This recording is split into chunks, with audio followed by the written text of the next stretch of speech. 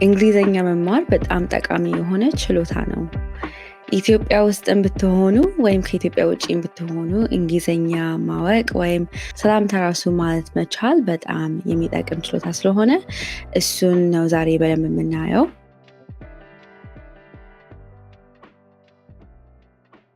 በዚህ ቪዲዮ ውስጥ ኢንፎርማል እና ፎርማል የሆኑ የሰላምታ አባባሎችን አንድ ላይ እናያለን። በደንብ ሰላምታ ማወቅ ከፈለጋችሁ ይሄንን ቪዲዮ እስከ መጨረሻ ድረስ ማየት ትችላላችሁ።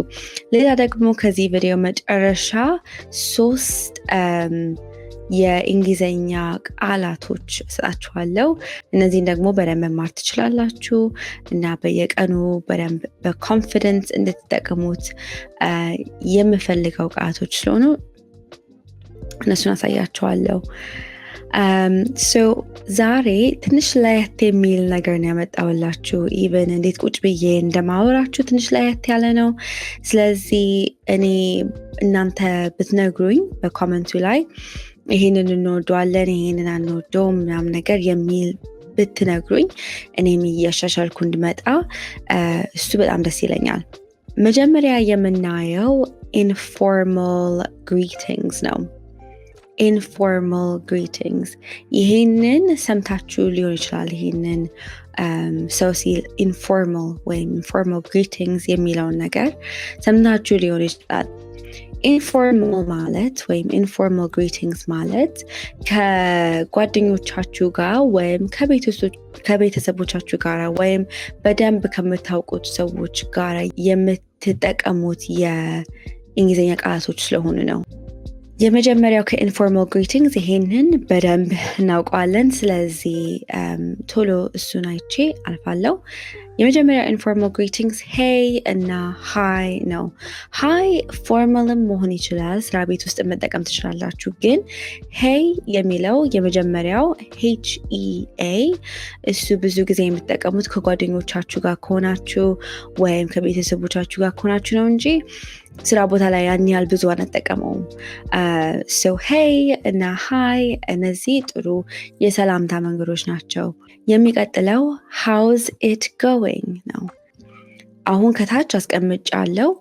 how እና is አንድ ላይ ሲመጡ how's የሚል ድምጽ ያወጣል። ስለዚህ how's it going?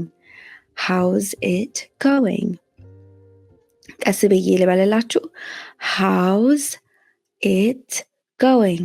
እስኪ እናንተም ደጋሙ ከኔ ጋር how's it going?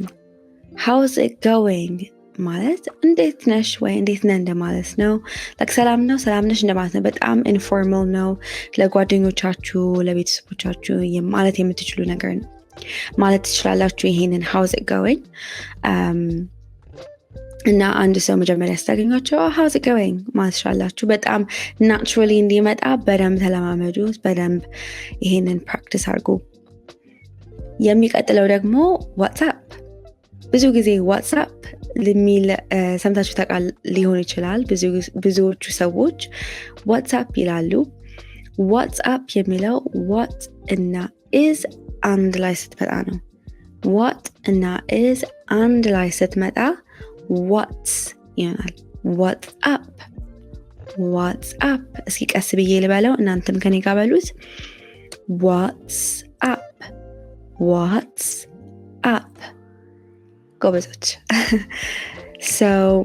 ዋትስአፕ ማለት እንዴት ነው እንደማለት ነው። እንዴት ነው እንደ how's it going እንደዛ similar አይነት ትርጉም አላቸው። ግን just አንድ ሰውን ስታገኙ ምን ያደርጋችሁ ነው እንዴት ናችሁ እንደማለት ዋትስአፕ ማለት ትችላላችሁ። በጣም ቶሎ ካላችሁት ዋትስአፕ ላይ ብዙ ቃላቶችም ራሱ አይሰሙም። what is up የሚለው ዋትስአፕ ይሆናል። እናንተም ደጋግማችሁ ተለማመዱት። ዋትስአፕ እያላችሁ። እሺ አሁን የሚቀጥለው ጋር እንሂድ። what's new ይሄም ከእንደገና what እና is አንድ ላይ ስትመጣ what's ይሆናል። what's new ኒው ማለት አዲስ ነገር ነው አይደል? ስለዚህ ምን አዲስ ነገር አለ እንደማለት ነው። ምን አዲስ ነገር አለ? እሺ አሁን ቀስ ብለን አንድ ላይ እንበለው። What's new? What's new? What's new? What's new? እሺ ጎበዞች እሱንም በደንብ ተለማመጁና በጣም ናቹራሊ ምንም ችግር ሳይኖርባችሁ በአነጋገራችሁ ውስጥ what's new እንድትሉ እሱንም በደንብ ተለማመዱት። የሚቀጥለው ደግሞ good to see you. Good to see you. ይሄ ምን ማለት ነው? አንተን ወይም አንቺን በማየቴ በጣም ደስ ብሎኛል ማለት ነው። Good to see you. እስኪ ቀስ ብለን አንድ ላይ እንበለው። Good to see you. Good ማለት ጥሩ ነገር ነው። see ማለት እንደማየት ነው። you ማለት ወይ አንተ አንቺ እንደማለት ነው። Good to see you. ጥሩ ነው አንተን በማየቴ አንቺን በማየቴ በጣም ደስ ብሎኛል ማለት ነው። የሚቀጥለው ደግሞ how have you been? How have you been? How have you been? ይሄ been like past tense ነው አይደለ? past ነው ስለ ያለፉበትን ነገር የሚያወራ ነገር ነው። ስለዚህ how have you been ካላችሁ ለአንድ ሰው እንዴት ነበርሽ እንዴት ነበርክ እንደማለት ነው። just ህይወት እንዴት ነው እንደማለት ነው። በጣም ኢንፎርማል ነው ግን እንደ አሁን ብቻ ሳይሆን like የሳምንቱን እንዴት አለሽ ወይ እንደማለት ነው። ስለዚህ የፓስት ነገር የሚያወራ ነው። so how have you been? ቀስ ብለን አንድ በላይ እንበለው። how have you been? How have you been? okay ጎበዞች የሚቀጥለውን እንየው። how are things? How are things? things ማለት like እቃ ናቸው አይደል? thing አንድ እቃ ነው። like ይሄ lipstick lip gloss አንድ እቃ ነው። this is one thing አይደል? ግን በዚህ context ወይም በዚህ ሰውን እንደዚህ how are things በጣም ኢንፎርማል ነው ግን ነገሮች እንዴት ናቸው እንደማለት ነው። things እንደ ነገሮች ናቸው። so how are things ካላችሁ ነገሮች እንዴት ናቸው እንደማለት ነው። so አሁን የሚቀጥለውን እንየው። how's life ማለት ትችላላችሁ። how's life how እና is አንድ ላይ ስትመጣ ናት። ስለዚህ how's life ምንድን ነው? life ህይወት ወይም ኑሮ ነው። ስለዚህ how's life ካላችሁ ህይወት እንዴት ነው ወይስ ኑሮ እንዴት ነው እንደማለት ነው። በጣም እሱንም በደንብ ተለማምደን ፈጠን እያላችሁ ሰውን how's life ማለት ትችላላችሁ። እኔ በደንብ እታወቃለሁ። እኔ ይሄንን ጥያቄ ለሁሉም ሰው ጠይቃለሁ። ጓደኞቼን ሳያቸው how's life ነው የምለው ሁሉ ጊዜ። አንዳንድ ጊዜ አቆም ይሉኛል በዚህ ማለት ግን በጣም ብዙ ስለምለው ነው። ግን how's life ማለት ትችላላችሁ። እሺ አንድ ላይ እንበለው። how's life? ትንሽ ፈጠን። how's life? ጎበዞች። እሺ የሚቀጥለውን አሁን አንድ ላይ ነኝ። how's your day going? ከእንደገና how's ብዙ ጊዜ ትመጣለች አይደለ? how is ደግሞ በነገራችን ላይ how is ማለት like እንዴት ነው ማለት ነው። እንዴት ነው so ይሄ የሚጠይቀው how's your day going? day ምንድን ነው? ቀን አይደለ? ስለዚህ how's your day going ማለት ቀንህ ወይ ቀንሽ እንዴት ነው እንዴት እየሄደ ነው እንደማለት ነው። so ቀስ ብለን አንድ ላይ እንበለው። how's your day going? how's your day going? ትንሽ ፈጠን እንበል። how's your day going? ይህንን በደንብ ከተለማመዳችሁ አፋችሁን በደንብ የሚፈታ ነው። ስለዚህ በደንብ ተለማመዱት። how's your day going? how's your day going? ሁሉም አይሰሙም አይደል? ሁሉም የምላቸው ሁሉም የቃላቶቹ ድምጾች አይሰሙም ግን it rolls off አይደል? how's your day going? የሚቀጥለው ደግሞ long time no see። ይሄ በጣም ኢንፎርማል ነው።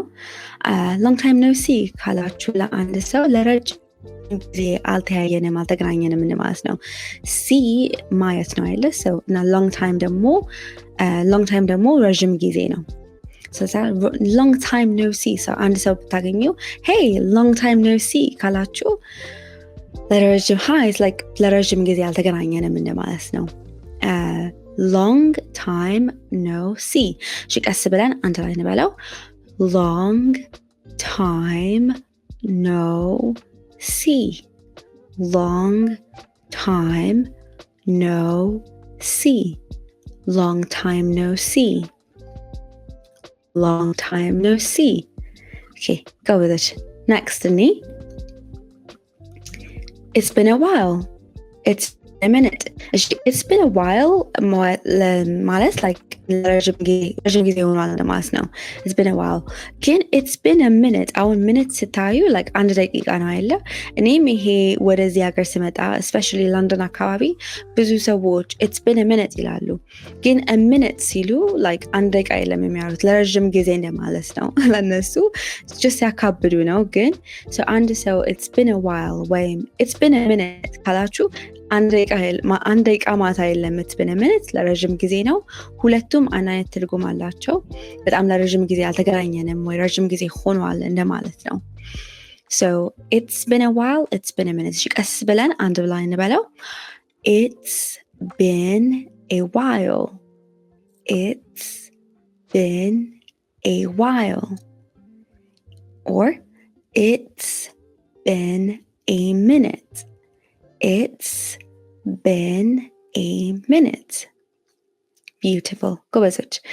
እሺ አሁን ከዚህ በኋላ የምናየው formal greetings ናቸው። formal ደግሞ ለስራ ቤቶች ውስጥ ወይም የማታውቁት ሰው ለታላቃችሁ ምናምን ነገር የምትጠቀሙት አይነት ቋንቋ ነው። ይሄም ብዙዎቹ formal greetings informally መጠቀም ትችላላችሁ። ግን ብዙ ጊዜ ግን እንደ informal way ነው የምንጠቀመው። እንደ formal way ነው የምንጠቀመው። እሱን አንድ ላይ እኔ hello formalም informalም ነው። ግን hello በጣም formal አይነት situation ወይም ስራ ቦታ ምናምን ነገር ከሆናችሁ ይሄንን መጠቀም ትችላላችሁ። ምንም ችግር የለም። hello ብዙ ጊዜ አንዳንድ ጊዜ እሰማለሁ አንዳንድ ሰዎች ይሄንን መጠቀም አትችይም ምናምን ነገር የሚሉ፣ ግን እሱ እውነት አይደለም። hello የትም ቦታ ማለት ትችላላችሁ። እሱን መጠቀም ትችላላችሁ as formal። የሚቀጥለው ደግሞ good morning። አሁን ይሄ ኢንፎርማል ከሆነ ወይም ለጓደኞቻችሁ ምናምን ነገር ከሆነ ሞርኒንግ ማለት ትችላላችሁ። የሁለተኛው ቃል ብቻ መጠቀም ትችላላችሁ። like morning ማለት ትችላላችሁ። ግን like ስራ ቦታ ከሆንኩኝ እና ለምሳሌ አለቃዬን ሰላም ማለት ከፈለኩኝ good morning እምለው። good morning good morning good morning። ቀስ ብለን እንበለው።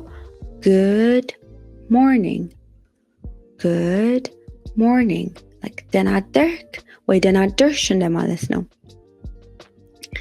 የሚቀጥለው ደግሞ good evening። አሁን ለጓደኞቼ ከሆነ like evening እላለሁ አንድ ጊዜ just evening ማለት እችላለሁ። good evening good evening good evening። ይሄ ምን ማለት ነው? እስኪ ገምቱ ምን ማለት ነው?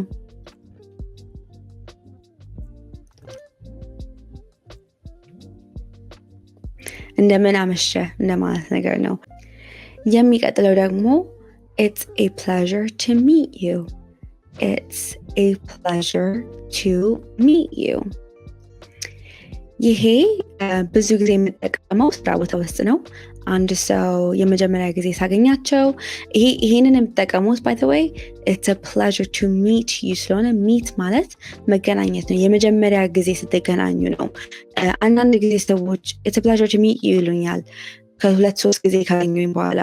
እንደዛ አይባልም። ይሄ የመጀመሪያ ጊዜ ለምታገኙት ሰው ነው it's a pleasure to meet you የምትሉት የመጀመሪያ ጊዜ ብቻ ነው። ከዛ በኋላ it's nice to see you ማለት ትችላላችሁ። ግን የመጀመሪያው ጊዜ ከሆነ it's a pleasure to meet you ማለት ትችላላችሁ። a pleasure to meet you። ይሄ ምን ማለት ነው? በመገናኘታችን ደስ ብሎኛል እንደማለት ነው። በመገናኘታችን ደስ ብሎኛል። ይሄ የመጀመሪያ ጊዜ መገናኘታችን ነው። ከዛ በኋላ አይሆንም፣ አይሰራም፣ ለሌላ ቦታ አይሰራም። እሺ አሁን አዲስ ቃላቶችን እንደማስተምራችሁ ቃል ገብቼላችኋለሁ። ስለዚህ እነሱን አሁን አንድ ላይ እናያለን። የመጀመሪያው ፋክት ፋክት ፋክት ፋክት ማለት like ነገር ነው፣ እውነታዊ ነገር፣ እንደ ትክክል አይነት ማለት ነው። በእንግሊዝኛ if you see it here, a thing that is known or proved to be true። እውነተኛ ነገር ከሆነ ፋክት ይባላል። ሰው ይሄንን ቃል በደንብ ተማሩት እና ሆፕፉሊ ተጠቀሙት።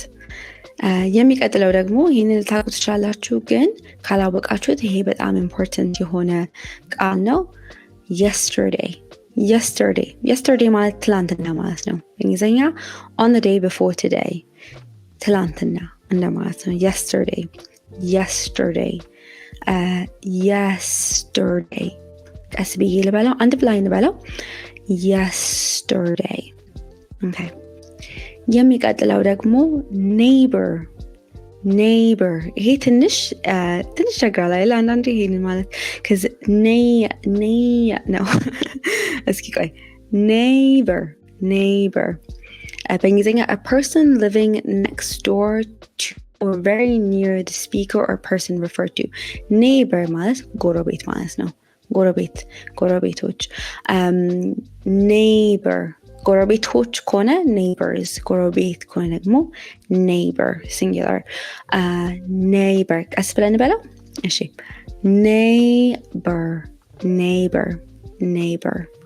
neighbor okay amazing። እነዚህ ሶስቱን ቃላቶች እና ይህንን ቪዲዮ ስላያችሁ በጣም አመሰግናለሁ። እኔ አሁን ይሄ አዲስ ፎርማት ነው፣ እንደዚህ ሰርቼ አላቅም፣ ቁጭ ብዬ ላይቭ ሰርቼ አላቅም እና እንደወደዳችሁት ተስፋ አድርጋለሁ። እና ይሄንን ቪዲዮ ከወደዳችሁት ፕሊዝ ሰብስክራይብ አድርጉ እና ይሄንን ቪዲዮ ፎሎ አድርጉ። እኔ በቻልኩት ያህል እነዚህ አዳዲስ ቪዲዮዎች እየሰራሁላችሁ ነው እና እኔም ራሴ አማርኛዬን በደንብ እያሻሻልኩኝ ነው። ይሄንን ስሰራ እኔ እንግሊዝ ሀገር ነው የምኖረው፣ እዚህ ነው ከ14 ዓመት በላይ ምናምን እዚህ ነው የሆንኩት። በጣም ልጅ ነበርኩኝ እዚህ ስመጣና አማርኛዬ ያን ያለም እንደ ኢትዮጵያ እንደምኖርም ባይሆን ሆፕፉሊ ሁሉ ነገር አንደርስታንድ እየገባችሁ ነው፣ እየተማራችሁ ነው እና ሌላ የምትማሩት ነገር ወይም መማር የምትፈልጉት ነገር ካለ ፕሊዝ ጽፋችሁ በኮመንቱ ላይ ንገሩኝ።